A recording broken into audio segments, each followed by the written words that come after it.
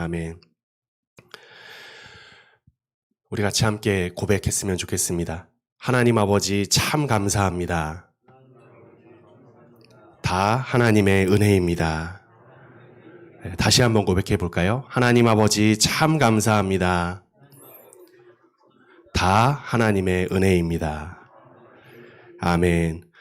제가 전에 사역하던, 조금 전까지 사역하던 이제 그 용인에 있는 포곡제일교회에서는 매일 새벽 담임 목사님과 함께 이 고백을 합니다. 새벽에. 참 감사로 시작할 수 있고 또 하나님의 은혜임을 고백하면서 시작할 수 있다는 것이 우리 그리스도인들의 특권이고 또 그리고 참 귀한 것 같아서 저도 이제 어디를 가든지 요거를 함께 성도님들과 고백했으면 좋겠다라는 그런 소원을 가지고 처음으로 우리 금천 양문교회에서 같이 한번 고백해 보았습니다.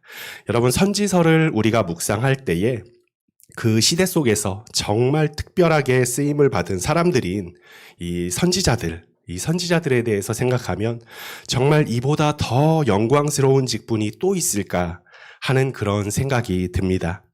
하나님의 생각이 곧 선지자들의 생각이 되고 또 선지자들의 입을 통하여서 전해지는 그 말이 곧 하나님의 말씀이 되고 또 이적과 기사를 통하여서 하나님의 역사하심이 드러납니다.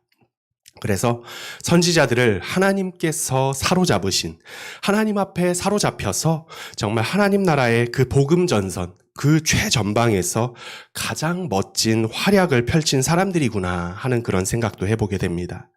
성경을 또 살펴보면요, 우리 구주 되신 예수님께서 십자가 구속 사역을 통하여 하나님이 우리에게 이 시대 속에서 바로 이 영광스러운 선지자적 사명을 주시고 또한 우리로 하여금 감당하게 하신다 하고 기록이 되어 있습니다.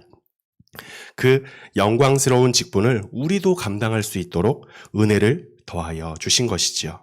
그래서 우리 믿음의 사람들도 이 시대 가운데 이 선지자적 사명을 잘 감당할 수 있게 해달라고 기도하는 것을 보게 됩니다. 여러분, 그런데요, 한편으로는 우리 이 선지자들을 통하여서 이 선지자라고 하는 이 영광스러운 직분을 보는 동시에 또한 이 직분이 얼마나 처절한 직분인가 하는 것을 또한 깨닫게 됩니다.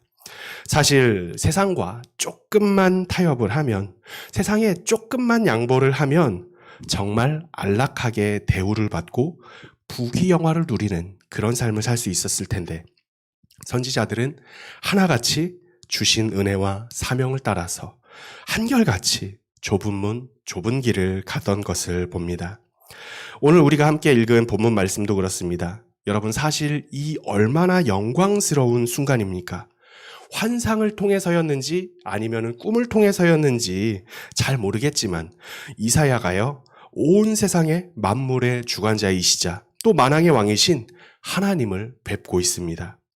본디 그는 입술이 부정한 자였고 또 입술이 부정한 백성 중에 거하는 자로서 결단코 절대로 하나님의 존전에서 살아남을 수가 있는 사람이 아니었지만 하나님의 은혜 가운데 제단의 핀 숯이 그 입에 대어지고 그의 허물과 죄가 사하여지고 하나님 앞에서는 그야말로 은혜를 입은 자가 되었습니다. 그리고 이사야는 내가 누구를 보내며 누가 우리를 위하여 갈고 하고 일꾼을 찾으시는 전능하신 하나님의 음성을 들었습니다. 본디 하나님의 존전에 설 수조차 없었던 이사야였지만 하나님의 은혜를 입어서 이제 이사야는 하나님의 음성에 응답하는 자가 되어 있습니다. 주여, 내가 여기 있나이다. 나를 보내소서. 사랑하는 우리 성도 여러분, 이 얼마나 영광스러운 자리입니까? 천상의 위임식, 뭇 천군 천사들이 둘러있는 가운데 하나님께서 직접 이사야를 선지자로 세우고 계십니다. 어두운 세상 가운데 빛이요, 마디른 세상 가운데 소금으로서 진리의 말씀을 선포하는 하나님의 일꾼으로 이사야는 세움을 받습니다. 여러분, 그런데요, 이 영광스러움과 함께 동시에 이사야가 감당해야 하는 선지자의 직분이 얼마나 처절했던 것인가가 동시에 보여지게 됩니다. 9절과 10절 말씀, 6장 9절과 10절 말씀을 같이 한번 읽어보도록 하겠습니다.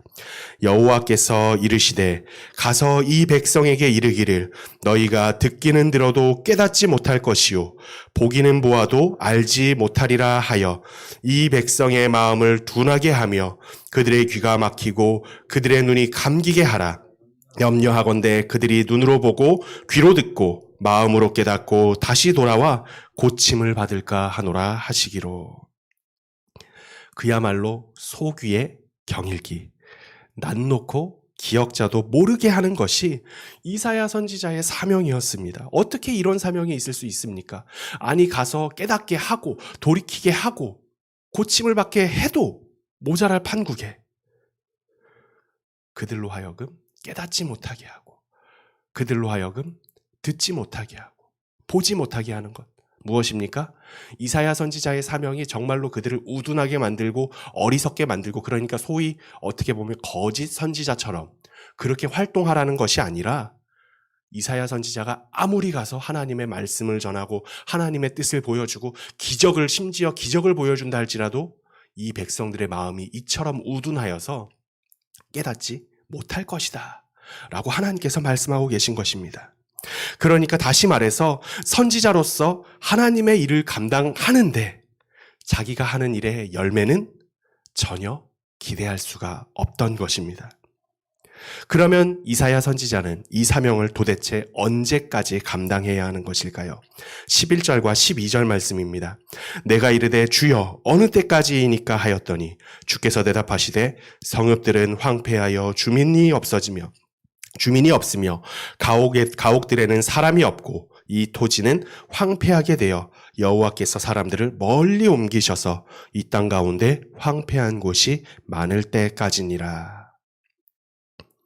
성읍들은 황폐하여 주민이 없어지고 가옥들에도 사람이 없고 토지가 황폐하게 되는 때, 곧 여호와께서 사람들을 멀리 옮기시는 그때, 이 때가 언제입니까? 바로 이스라엘 남유다의 멸망을 가리킵니다. 이스라엘 나라가 온전히 멸망할 때까지, 그래서 포로로 다 끌려가서 나라가 없어지는 것. 그때 멸망을 바라보고 있는 것이 이사야의 사명이었습니다. 그런데요, 이사야 선지자의 사역도 하나님이 말씀하신 회복의 때가 있는 것을 봅니다. 13절입니다. 같이 한번 읽어보겠습니다. 그 중에 10분의 1이 아직 남아있을지라도 이것도 황폐하게 될 것이나 밤나무와 상수리나무가 배임을 당하여도 그 그루터기는 남아있는 것 같이 거룩한 씨가 이 땅에 그루터기니라 하시더라. 아멘. 구전에 의하면 이사야 선지자는 유다 왕 히스기야의 아들, 유다 왕 중에서 히스기야 하면 거룩하기로 소문난 왕 중에 하나였는데 그 히스기야의 아들이었던 므낫세에 의해 순교했다라고 구전에 전해집니다. 게다가 히브리서 11장 37절, 우리가 소위 믿음장이라고 부르는 그 히브리서 11장에 들어있는 기록들 중에서 믿음의 선조들이 순교당한 방식이 37절에 나오는데요. 그 중에 톱으로 켜는 것이 바로 이 선지자 이사야를 가리키고 있다라고도 말합니다. 여러분, 사실 정말 그렇다면 이 얼마나 고통스러운 방식입니까? 게다가 우리는 때로 하나님 앞에서 믿음을 가지고 열심히 일했지만 결국 그 사역의 열매를 보지 못하고 생을 마감하는 그런 사람들의 이야기도 듣기도 합니다. 이사야 선지자가 바로 그러했다라고 아까 말씀을 드렸지요. 한편으로는 이런 사람들의 사후에 하나님께서 놀랍게 그 사역의 열매를 거두시는 그런 이야기들도 듣기도 합니다. 하지만 이사야 선지자는 죽어서도 자기 사역의 열매를 보지 못한 선지자였습니다. 이 열매는 오직 하나님께서만 판단하시고 하나님께서 거두시는 것이었기 때문입니다. 사랑하는 우리 금천양문교회 성도 여러분, 그럼에도 불구하고 이사야 선지자는 묵묵히 하나님이 주신 사명의 길을 걸어간 선지자였습니다. 그야말로 이 눈에 아무 증거 아니 배어도 믿음을 가지고 의심 없이 주신 은혜를 기억하고 받은 사명을 위해 자기 삶을 내어던졌습니다.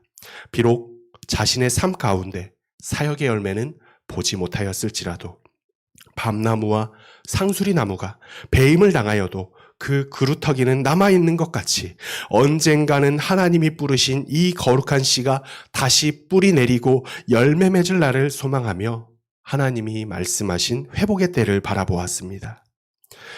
특별히 우리가 이 말씀을 통하여서 우리가 살아가는 이 시대를 한번 바라보기 원합니다.